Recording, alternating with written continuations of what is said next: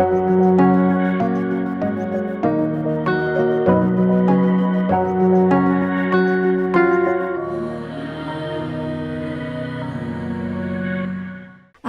തന്നെ എന്നെ ആൾത്താരെ നിർത്തിയ കൃപാസന അമ്മയ്ക്കും തിരുക്കുമാരനും കോടാനുകോടി നന്ദി പറയുന്നു. എൻ്റെ പേര് സാന്ദ്ര എന്നാണ്. ഞാൻ കോട്ടയത്തു നിന്നാണ് വരുന്നത്. ഞാൻ ആദ്യമായി ഇവിടെ ഉടമ്പടി എടുത്തത് ഓഗസ്റ്റ് 8, 2024 ഞാനൊരു നഴ്സാണ്. ഞാൻ തിരുവനന്തപുരത്താണ് നഴ്സിംഗ് പഠിച്ചത്. ഞാൻ പഠിച്ചുകൊണ്ടിരുന്നപ്പോൾ എൻ്റെ കൂടെയുള്ള കുട്ടികളൊക്കെ കൃപാസനത്തെ ഉടമ്പടി എടുത്തിട്ടുണ്ടായിരുന്നു. അവരൊക്കെ പറഞ്ഞാണ് ഞാൻ മാതാവിനെ പറ്റി അറിഞ്ഞത്. പക്ഷേ പഠിച്ചുകൊണ്ടിരുന്നപ്പോൾ ഞാൻ ഉടമ്പടിയൊന്നും എടുത്തിട്ടില്ലായിരുന്നു. അതിനുശേഷം ഞാൻ പഠിച്ചു കഴിഞ്ഞ് വീട്ടിലെത്തി ഇനി എന്ത് ചെയ്യണം. അപ്പോൾ എല്ലാവരും OET പഠിക്കുന്ന സമയമായിരുന്നു. അപ്പോൾ ഞാൻ OET പഠിക്കണോ, എവിടെയെങ്കിലും ജോലിക്കായിട്ട് കയറണോ എന്നൊക്കെ ഇങ്ങനെ ആലോചിച്ച് ഭയങ്കര കൺഫ്യൂഷൻ എന്ന സമയത്തായിരുന്നു ഞാൻ ഉടമ്പടി എടുത്തത്. അവസാനം ഞാൻ OETക്ക് തന്നെ പോയി. OET പഠിച്ചുകൊണ്ടിരുന്ന സമയത്ത് ഭയങ്കര പാടായിരുന്നു. ഞാൻ ജോയിൻ ചെയ്ത ഇൻസ്റ്റിറ്റ്യൂട്ടിലെ എല്ലാവരും ഭയങ്കര പാടാണ്, ഭയങ്കര ബുദ്ധിമുട്ടാണ്. അപ്പോൾ എല്ലാവരും ഭയങ്കരമായിട്ട് പ്രാർത്ഥിക്കുമായിരുന്നു OETക്ക് വേണ്ടി. ഞാനും അപ്പോൾ OET എക്സാമിന് വേണ്ടി മാതാവിനോട് ഭയങ്കരമായിട്ട് പ്രാർത്ഥിക്കുമായിരുന്നു. അപ്പോൾ അവിടെ എൻ്റെ കൂടെ പഠിച്ചുകൊണ്ടിരുന്ന ഒരു ചേച്ചിക്ക് കുഞ്ഞില്ലായിരുന്നു വർഷങ്ങളായിട്ട്. ചേച്ചി ഇവിടെ വന്ന് ഉടമ്പടി എടുത്ത് പ്രാർത്ഥിച്ച് മാതാവ് തന്ന കുഞ്ഞാണെന്ന് എപ്പോഴും ചേച്ചി സാക്ഷി ഞങ്ങളുടെ അടുത്ത് വന്ന് പറയായിരുന്നു. അത് കേട്ടിട്ടാണ് എനിക്കും നന്നായിട്ട് പ്രാർത്ഥിക്കണം, ഉടമ്പടി എടുക്കണം അങ്ങനെയൊക്കെ തോന്നി. ഞാനിവിടെ വന്ന് ഉടമ്പടി എടുത്ത് നന്നായിട്ട് പ്രാർത്ഥിക്കാൻ തുടങ്ങുന്ന സമയത്തൊക്കെ പണ്ട് തൊട്ടേ ഞാൻ ഭയങ്കരമായിട്ട് പള്ളിയിൽ പോവുകയും പ്രാർത്ഥിക്കുകയൊക്കെ ചെയ്യുന്ന ആളായിരുന്നു. ഈശോയോടായിരുന്നു എനിക്ക് കൂടുതൽ ഇഷ്ടം. മാതാവിനോട് എനിക്ക് അത്ര അടുപ്പമില്ലായിരുന്നു. പക്ഷേ ഇവിടെ എത്തി ഉടമ്പടി എടുത്തതിന് ശേഷം ഞാൻ മാതാവുമായിട്ട് കൂടുതൽ അടുത്തു. ഭയങ്കരമായിട്ട് പ്രാർത്ഥിക്കാൻ തുടങ്ങി, നന്നായിട്ട് ബൈബിൾ വായിക്കാൻ തുടങ്ങി, പള്ളിയിൽ പോകാൻ തുടങ്ങി. എപ്പോഴും കാശുരൂപമായിട്ട് കൊന്തയും പിടിച്ച് നടക്കുമായിരുന്നു. എപ്പോഴും ഞാൻ കൊന്തയായിട്ട് എവിടെ വേണമെങ്കിലും പോവായിരുന്നു. എവിടെ പോയാലും കൊന്തയുണ്ടായിരുന്നു. അങ്ങനെ നന്നായിട്ട് പ്രാർത്ഥിക്കുമായിരുന്നു. അവസാനം ഒരുപാട് പ്രാർത്ഥിച്ചാണ് ഞാൻ OETക്ക് ഡേറ്റ് എടുത്ത് OET എക്സാം എഴുതി പോയ സമയത്ത് ഇൻസ്റ്റിറ്റ്യൂട്ടിൻ്റെ ഫ്രണ്ടിൽ ഞാൻ ഉപ്പിട്ട് പ്രാർത്ഥിച്ചാണ് കയറിയത്. എക്സാം എഴുതുന്നതിന് തൊട്ട് മുന്നേ ഞാൻ മാതാവിനോട് ഒരുപാട് പ്രാർത്ഥിച്ചു. മാതാവേ, നീ എൻ്റെ കൂടെ ഉണ്ടെന്ന് കാണിക്കാൻ എനിക്ക് എന്തെങ്കിലും ഒരു അടയാളം കാണിച്ചു തരണേന്ന്. അപ്പോൾ ഞാൻ എക്സാം എഴുതാനിരുന്ന എക്സാം സെൻറ്ററിൽ ചുറ്റും നീല കളർ കർട്ടനായിരുന്നു. അപ്പോൾ എനിക്ക് തോന്നി മാതാവ് ഉണ്ട് എൻ്റെ കൂടെ. അപ്പോൾ ഞാൻ പറഞ്ഞു, എന്നാലും കുറച്ച് സ്പെസിഫിക്കായിട്ട് എനിക്ക് എന്തെങ്കിലും മാതാവ് ഒരു അടയാളം കാണിച്ചു തരണം. അങ്ങനെ ഞാൻ പ്രാർത്ഥിച്ച് എനിക്ക് കിട്ടിയ എക്സാം ഷീറ്റ് കണ്ടു തുറന്നപ്പം എനിക്ക് ആദ്യം കിട്ടിയ ലിസണിങ്ങിൻ്റെ മൊഡ്യൂളിൻ്റെ ക്യാരക്ടറിൻ്റെ പേര് സാന്ദ്ര എന്നായിരുന്നു. എൻ്റെ അതേ പേരായിരുന്നു. അപ്പോൾ എനിക്ക് ഉറപ്പായി മാതാവ് എൻ്റെ കൂടെ ഉണ്ട്, മാതാവിനെ അനുഗ്രഹിക്കും. എനിക്ക് റൈറ്റിങ്ങും റീഡിങ്ങും ലിസണിങ്ങും എളുപ്പമായിരുന്നു. അപ്പോൾ അതേ കോൺഫിഡൻസോടുകൂടി ഞാൻ പ്രാർത്ഥിച്ച് സ്പീക്കിങ്ങിന് ചെന്നു. പക്ഷേ സ്പീക്കിങ്ങിൻ്റെ എൻ്റെ ആദ്യത്തെ റോൾ പ്ലേ ഞാൻ ഒട്ടും നന്നായിട്ട് ചെയ്തില്ല. എൻ്റെ എക്സാമിനറിനെ ഓപ്പോസിറ്റ് നിന്നിങ്ങനെ പത്തറ്റിക്കായിട്ട് നോക്കി, കുട്ടി എന്താ ഒന്നും പറയാത്തേന്ന്. അത്രയും നേരം ഉണ്ടായിരുന്ന എല്ലാ കോൺഫിഡൻസും അവിടെ തകർന്നു. അപ്പോൾ ഞാൻ ശരിക്കും മാതാവിനോട് പ്രാർത്ഥിച്ചു, മാതാവ് ഞാൻ എല്ലാം തെറ്റായിട്ടാണ് ചെയ്തത്, ഞാൻ ഒന്നും ചെയ്തിട്ടില്ല. അപ്പോൾ സെക്കൻഡ് റോൾ പ്ലേ വന്നപ്പോൾ ഞാൻ വീണ്ടും പ്രാർത്ഥിച്ച് അത് നന്നായിട്ട് പെർഫോം ചെയ്തു. എക്സാം എഴുതി കഴിഞ്ഞിറങ്ങി ഞാൻ ഭയങ്കരമായിട്ട് കരഞ്ഞു. കാരണം എനിക്ക് ഉറപ്പാണ് അത് കിട്ടില്ല. ഞാൻ സ്പീക്കിംഗ് ഭയങ്കര ബോറായിട്ടാണ് ചെയ്തത്. ഞാൻ ആഗ്രഹിക്കുന്ന രാജ്യങ്ങളിൽ പോകണമെങ്കിൽ സ്പീക്കിങ്ങിനും എല്ലാത്തിനും നല്ല സ്കോർ വേണം. അങ്ങനെ ഇറങ്ങി പ്രാർത്ഥിച്ചു. 2 ആഴ്ച ശേഷം റിസൾട്ട് വന്നപ്പം എനിക്ക് എല്ലാത്തിലും ബിയോടുകൂടി ഞാൻ പാസ്സായി. അതിൽ സ്പീക്കിങ്ങിനായിരുന്നു എനിക്ക് 400 സ്കോർ. ഞങ്ങളുടെ ഇൻസ്റ്റിറ്റ്യൂട്ടിൽ ഏറ്റവും കൂടുതൽ ഹയസ്റ്റ് സ്കോർ കിട്ടിയത് എനിക്ക് തന്നെയായിരുന്നു. അത്രയ്ക്ക് നല്ല സ്കോർ നൽകിയാണ് മാതാവ് എന്നെ പാസ്സാക്കിയത്. അതിനുശേഷം ഞാനിങ്ങനെ ആലോചിച്ചു, ഇതിന് ശേഷം എവിടെയെങ്കിലും കയറണം ട്രെയിനി ആയിട്ട്, എന്നാലേ എനിക്ക് പുറത്തു പോകാൻ ആ സമയത്ത് എക്സ്പീരിയൻസ് ഒക്കെ ആവത്തുള്ളൂ. ആ സമയത്തേക്ക് കോട്ടയത്തായാലും എല്ലായിടത്തെയും ഫുള്ള് സെൻറ്റേഴ്സ് ഹോസ്പിറ്റൽസും ഫ്രഷേഴ്സിന് ആരും എടുക്കത്തില്ല, എല്ലാം ഫില്ലായിരുന്നു. അപ്പോൾ ഞാൻ മാതാവിനോട് പ്രാർത്ഥിച്ചു, മാതാവ് എനിക്കെങ്കിലും നല്ലൊരു ഹോസ്പിറ്റലിൽ എവിടെയെങ്കിലും എനിക്കൊരു ജോലി തന്നെ. അങ്ങനെ പ്രാർത്ഥിച്ചതിൻ്റെ ഫലമായി ട്രിവാൻഡ്രം ശ്രീചിത്ര സെൻട്രൽ ഗവൺമെൻറ് ഇൻസ്റ്റിറ്റ്യൂട്ടിൽ എനിക്ക് കോൺട്രാക്ട് ബേസിസ് ജോലി കിട്ടി.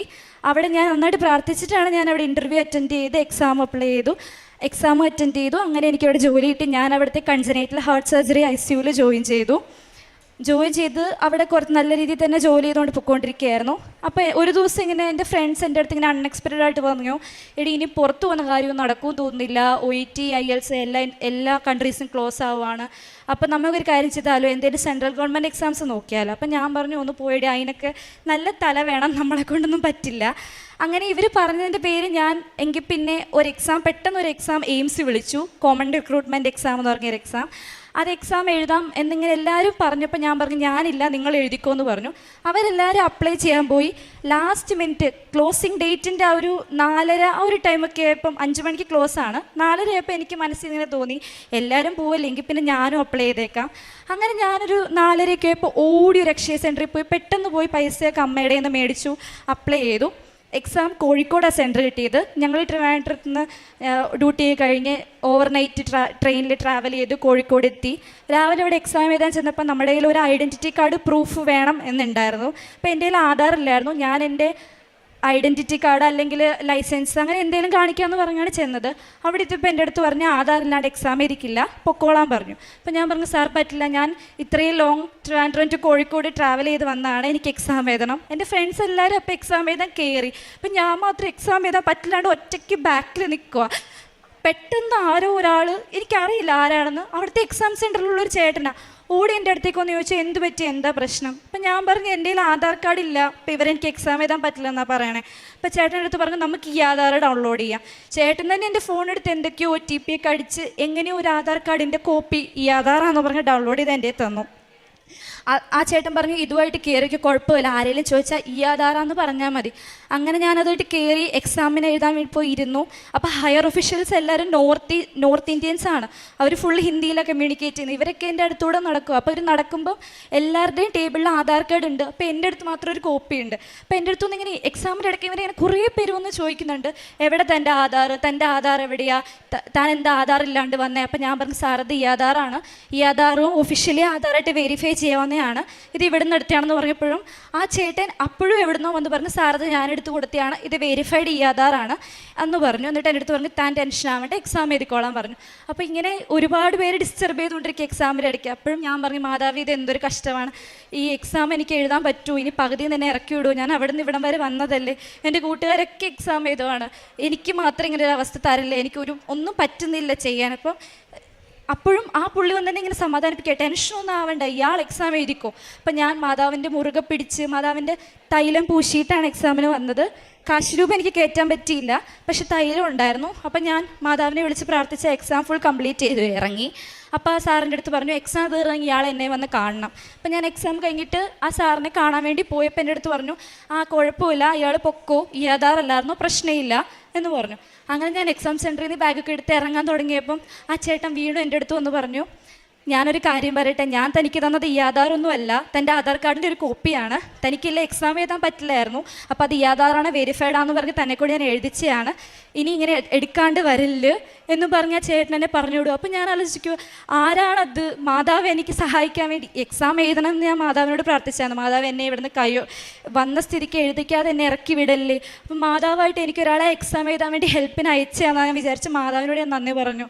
എക്സാം എഴുതി കഴിഞ്ഞ് ബസ്സിൽ കയറിയിട്ട് അമ്മേനെ വിളിച്ച് പറഞ്ഞു അമ്മ ഭയങ്കര പാടായിരുന്നു എക്സാം എഴുതാൻ, എൻ്റെ ഇടയ്ക്ക് ഇങ്ങനെ ഡിസ്റ്റർബൻസ് ആയിരുന്നു, ആധാർ ഇല്ലാത്തതിൻ്റെ ഭയങ്കര പ്രശ്നമൊക്കെ ആയി, പിന്നെ എങ്ങനെയോ എഴുതി, പ്രതീക്ഷിക്കൊന്നും വേണ്ട എന്നൊക്കെ പറഞ്ഞ് ഞാൻ തിരിച്ച് ട്രിവാൻഡ്രം എത്തി. ഒരു മാസമൊക്കെ കഴിഞ്ഞപ്പോൾ ഒരു ഓവർനൈറ്റ് ഒരു ദിവസം 12 മണിക്കായപ്പോൾ ഞങ്ങൾ ഫ്രണ്ട്സ് വർത്താനം പറഞ്ഞു കൊണ്ടിരുന്നപ്പോഴാണ് ഇതിൻ്റെ റിസൾട്ട് വന്നത്. അപ്പോൾ എല്ലാവരും പറഞ്ഞു റിസൾട്ട് വന്ന് നോക്കാം. അപ്പോൾ പറഞ്ഞു നമ്മളാരും പഠിക്കാണ്ട് പോയതല്ലേ, നമുക്കൊന്നും കിട്ടില്ല.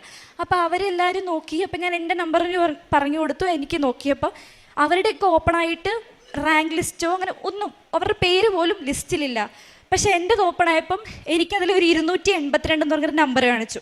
അതിൻ്റെ മുകളിൽ റാങ്ക് എന്ന് എഴുതിയിട്ടുണ്ട്. അപ്പോൾ അവർ പറഞ്ഞു നോക്കിയേടി സാന്ദ്രയ്ക്ക് റാങ്ക് ഉണ്ട്. അപ്പം ഞാൻ വിശ്വസിക്കുന്നില്ല. ഞാൻ അപ്പം ടെൻഷൻ അടിച്ച് അത്രയും വിഷമിച്ച് മാതാവിനെ വിളിച്ച് എഴുതിയ ഒരു എക്സാമാണത്. അതിൽ എനിക്ക് റാങ്ക് ഉണ്ടെന്ന് പറഞ്ഞ് ഞാൻ പറഞ്ഞു ഒന്ന് പോയി ഒന്നുകൂടെ നോക്കാൻ പറഞ്ഞു. ഒന്നുകൂടെ നോക്കിയപ്പോഴാണ് അതിൽ ഓൾ ഇന്ത്യ റാങ്ക് 282 എന്ന് പറഞ്ഞ് എൻ്റെ പേര് കാണിച്ചത്.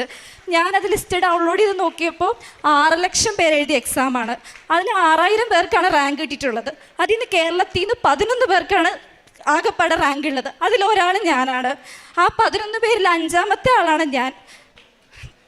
എനിക്ക് വിശ്വസിക്കാൻ പറ്റുന്നില്ലായിരുന്നു എനിക്കൊരു സെൻട്രൽ ഗവൺമെൻറ് എക്സാം അത്ര ഈസി ആയിട്ട് കിട്ടുമെന്ന്. അതിനുശേഷം ഇൻ്റർവ്യൂ ഉണ്ടെന്ന് പറഞ്ഞു. പക്ഷേ ഇൻ്റർവ്യൂ ഉണ്ടായിരുന്നില്ല. എന്നെ ഡയറക്റ്റ് ഡോക്യുമെൻറ്റ് വെരിഫിക്കേഷന് വേണ്ടി വിളിച്ചു തൃശ്ശൂർ. അപ്പോൾ അവിടെയുള്ള കേരളത്തിലുള്ള 11 പിള്ളേരെ ഞാൻ കണ്ടു. അവരിൽ 10 പേരും എയിംസ് പഠിച്ചവരാണ്. എയിംസ് ന്യൂഡൽഹി, ഓരോരോ എയിംസിൽ അത്രയും വലിയ ഇൻസ്റ്റിറ്റ്യൂട്ടിൽ പഠിച്ച് ഒത്തിരി ഹാർഡ് വർക്ക് ചെയ്ത് ഈ എക്സാമിന് വേണ്ടി മാത്രം പഠിച്ച് എക്സാം എഴുതിയത്. ഞാൻ എൻ്റെ എന്തോ ഭാഗ്യത്തിന് കൂട്ടുകാർ പറഞ്ഞ പേരിൽ പോയി എക്സാം എഴുതിയ ആളാണ്. അപ്പം ഞാൻ മാതാവിനെ മുറുകെ പിടിക്കാന്നല്ലാതെ എനിക്ക് ഒരു യോഗ്യതയില്ലായിരുന്നു എക്സാം എഴുതാനും എക്സാം കിട്ടാനും. അങ്ങനെ അവരൊക്കെ എയിംസിലെ പിള്ളേർ. അപ്പോൾ ഞാൻ പറഞ്ഞു ഞാനൊരു സാധാ പ്രൈവറ്റ് കോളേജിൽ നിന്ന് പഠിച്ചിട്ട് വന്നതാണ്, ഇങ്ങനെ ഫ്രണ്ട്സായിട്ട് പോയി എക്സാം എഴുതുന്നതാണ്, ഞാൻ കോച്ചിങ് ഒന്നും ചെയ്തിട്ടുള്ളതല്ല. അപ്പോഴും എനിക്ക് എക്സാമിൻ്റെ സീരിയസ്നെസ് അറിയത്തില്ലായിരുന്നു.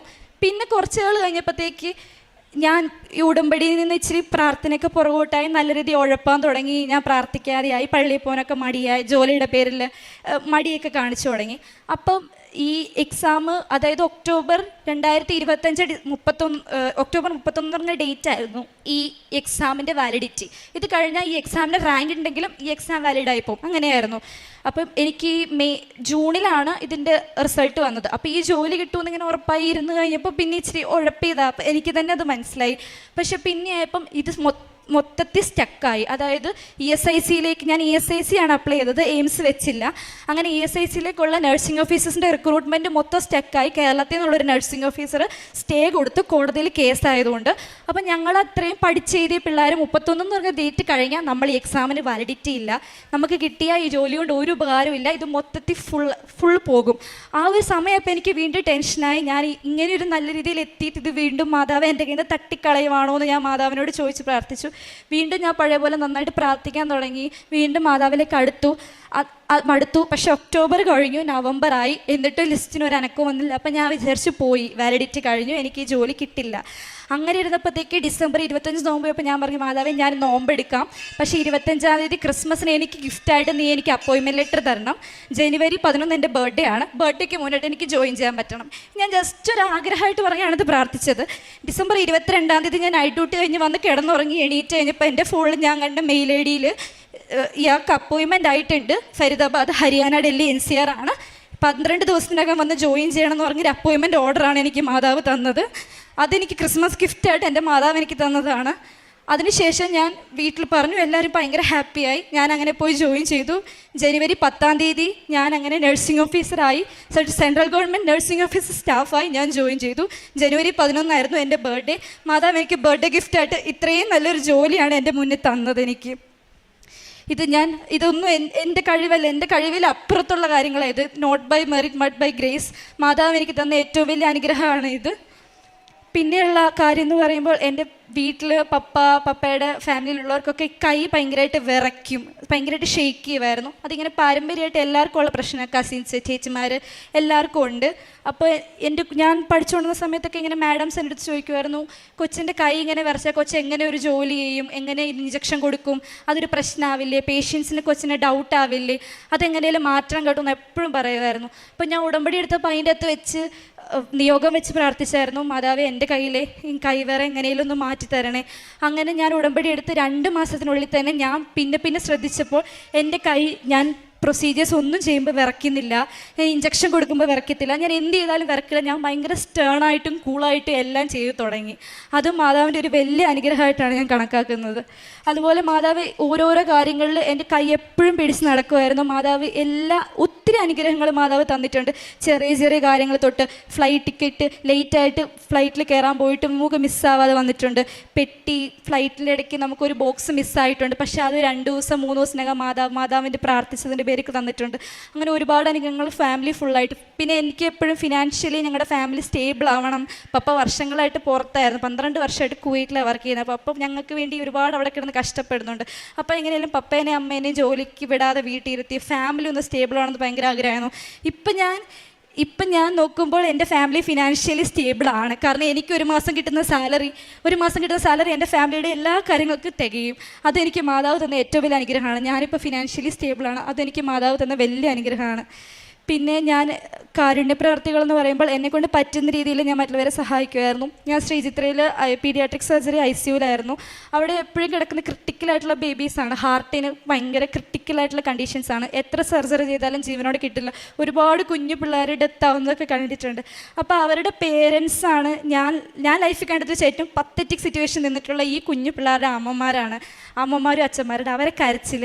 അപ്പോൾ ഞാനിങ്ങനെ ഒരുപാട് സിക്കായിട്ട് പിള്ളേരെ എടുക്കുമ്പോൾ നമ്മൾ എപ്പോഴെങ്കിലുമൊക്കെ ബൈസ്റ്റാൻഡേഴ്സും സംസാരിക്കാൻ ഒരു അവസരം കിട്ടുമ്പോൾ ഞാനിങ്ങനെ പറയുമായിരുന്നു, ഇങ്ങനെ കൃപാസനം എന്ന് പറഞ്ഞൊരു പള്ളിയുണ്ട് ആലപ്പുഴയിൽ, അവിടെ മാതാവിൻ്റെ എണ്ണയുണ്ട്, ഉപ്പുണ്ട്, ചേച്ചി പോയി പ്രാർത്ഥിക്കണം. അങ്ങനെ ഒരു ഐസക്ക് എന്ന് പറഞ്ഞൊരു കുഞ്ഞിൻ്റെ അമ്മയോട് ഞാൻ ഭയങ്കര ക്ലോസ് ആയിരുന്നു. അപ്പോൾ ഐസക്ക്, എല്ലാ ഡോക്ടേഴ്സും പറയും ഐസക്കിനെ കിട്ടില്ല, ഐസക്ക് പോകും, അമ്മയുടെ അടുത്ത് ഹോപ്പ് വെക്കണ്ടെന്ന് പറയാം. പക്ഷേ ആ അമ്മ കൃപാസനത്തിൽ ഒന്ന് ഉടമ്പടി എടുത്ത് പ്രാർത്ഥിച്ചു. മാതാവിൻ്റെ എണ്ണ കുഞ്ഞിന് തൂത്ത് കൊടുക്കുമായിരുന്നു, ഉപ്പിടുമായിരുന്നു, ഉടമ്പടി തൈലം തൂക്കുമായിരുന്നു, ഉപ്പിടുമായിരുന്നു, മാതാവിൻ്റെ കാശുരൂപം വെച്ച് പ്രാർത്ഥിക്കുമായിരുന്നു. ഇപ്പോഴും ഐസക്ക് ഞങ്ങളുടെ ICUന്ന് ഡിസ്ചാർജ് ആയി വാടിപ്പോയി, അവിടുന്ന് വീട്ടിൽ പോയി. ഇപ്പോഴും ഐസക്ക് ഹെൽത്തി ആയിട്ടുണ്ട്. ഐസക്കിൻ്റെ ഫോട്ടോസ് ഇടയ്ക്ക് ഐസക്കിൻ്റെ അമ്മ എനിക്ക് അയച്ചു തരും. ഐസക്ക് ഇപ്പോൾ പെർഫെക്റ്റ്ലി ഓൾ റൈറ്റ് ആണ്. മാതാവിൻ്റെ ഒരു അനുഗ്രഹമാണ്. ഐസക്കിൻ്റെ അമ്മ വന്ന് സാക്ഷ്യം പറയാമെന്ന് എൻ്റെ അടുത്ത് പറഞ്ഞിട്ടുണ്ട്. അതുപോലെ പത്രം കൊടുക്കുമായിരുന്നു എല്ലാവർക്കും. പറ്റുന്ന രീതിയിൽ കാരുണ്യപ്രവർത്തികൾ ഫുഡൊക്കെ ആയിട്ട് കുറച്ച് പൈസയായിട്ടൊക്കെ പാവം കൊടുത്ത് സഹായിക്കുമായിരുന്നു. ഇത്രയും വലിയ അനുഗ്രഹം എനിക്ക് നൽകിയ ദൈവമാതാവിനും ഉണ്ണീശോയ്ക്കും കോടാനുകൂടി നന്ദി പറയുന്നു. ഇനിയും മാതാവിൻ്റെ ഈശോയുടെയും കൈപിടിച്ച് ജീവിക്കാനാണ് എനിക്ക് ആഗ്രഹം. ഒരിക്കലും അവിടെ നിന്ന് വേർപിരിഞ്ഞു പോകുന്നതാണ് എനിക്ക് ആഗ്രഹം. അത് മാത്രമേ ഇപ്പോൾ എനിക്ക് പ്രാർത്ഥനയായിട്ട് ഈ സന്നിധിയിൽ അർപ്പിക്കാനുള്ളൂ.